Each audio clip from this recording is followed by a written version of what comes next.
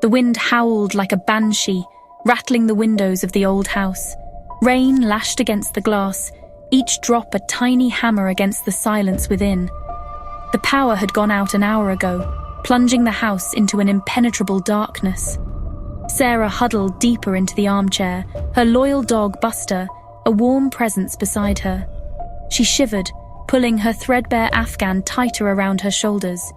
The storm seemed to press in on the house, a living thing determined to force its way inside. Buster, sensing her unease, nudged his wet nose against her hand. She stroked his head, drawing comfort from his steady breathing. Whenever Sarah was afraid, Buster had a way of calming her. He'd lick her hand, a slow, deliberate lick that was both grounding and reassuring. It was their ritual, a silent language of love and understanding that only they shared. She'd always thought it silly, this need for a dog's reassurance, but tonight, it was the only thing holding her fear at bay.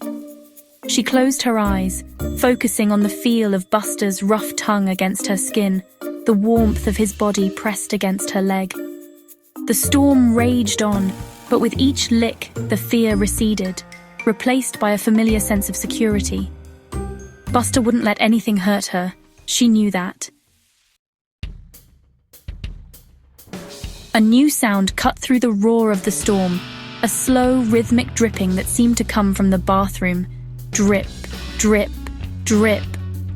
Sarah's blood ran cold.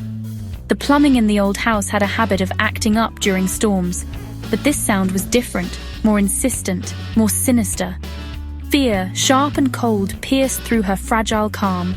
She tried to ignore it, to focus on Buster's comforting presence, but the dripping continued, each drop a hammer blow against her sanity.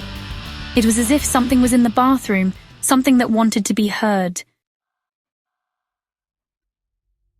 Her hand trembled as she reached for Buster, seeking the familiar comfort of his tongue.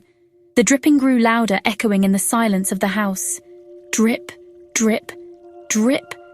It was unbearable. Sarah had to see what was causing it. She needed to know. A low growl rumbled deep in Buster's throat, and for the first time, she felt a flicker of doubt. His growl wasn't protective. It wasn't warning her away. It was a growl of anticipation, of hunger. Before she could process this terrifying thought, a blinding flash of lightning illuminated the hallway leading to the bathroom, and that's when she saw it. The bathroom door stood ajar, and silhouetted against the flickering light, she saw a shape. It was Buster, his once familiar form contorted at an unnatural angle, his fur matted and dark. And then she saw what was dripping. It wasn't water, it was blood. A scream caught in her throat, choked off by a terror so profound it stole her breath. The comforting weight of Buster against her leg was gone. In its place, she felt something else, something cold and wet, something that moved. Slowly, Sarah lowered her gaze, her eyes widening in horror as she saw a hand resting on her leg, a hand that wasn't her own. It was slick and red, and it was attached to an arm that was slowly, deliberately reaching around her throat. The dripping stopped, and then she heard a voice, a low, guttural voice that whispered in her ear, "Good girl."